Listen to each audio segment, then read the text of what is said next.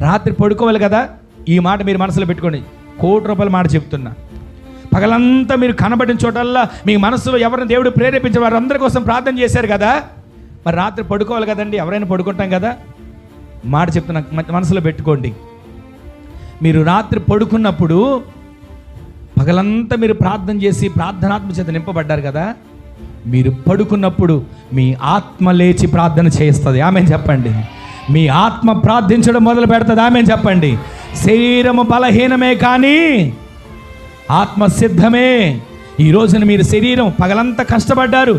పగలంతా కష్టపడిన ఆ పనిలో కూడా మీరు ప్రార్థన చేశారు. చూసారా, దివారాత్రులు మీరు ప్రార్థన చేశారు. దివారాత్రులు మీరు ప్రార్థన చేయడం అంటే ఏంటో చెప్పనా?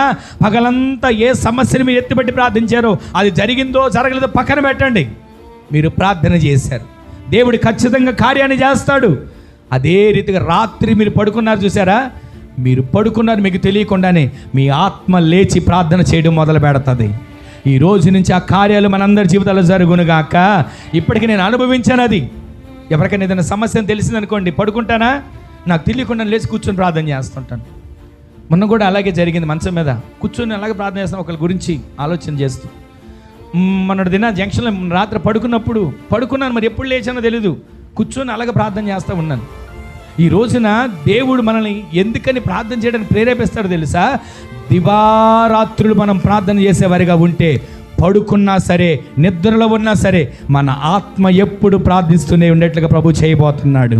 మన ఆత్మ దీపం ఆరిపోకూడదు.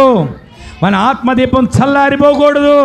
మన ఆత్మదీపం నిత్యము దేదీప్యమానంగా వెలుగుతుండేట్లు దేవుడు చేయనుగాక.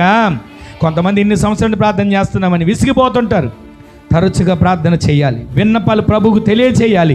ఆయన సన్నిధిలో మర్ర పెట్టి విజ్ఞాపన చేసి దివారాత్రులు ప్రార్థించే వారిగా మనం మార్చబడదుము గాక. ఎవరి జీవితాల్లో ప్రభు కార్యాన్ని చేస్తాడు, ఎవరి జీవితాల్లో ప్రభు మేలు చేస్తాడు, ఎవరికి ప్రభు త్వరగా తప్పక ఆయన కార్యాన్ని చేస్తాడు తెలుసా?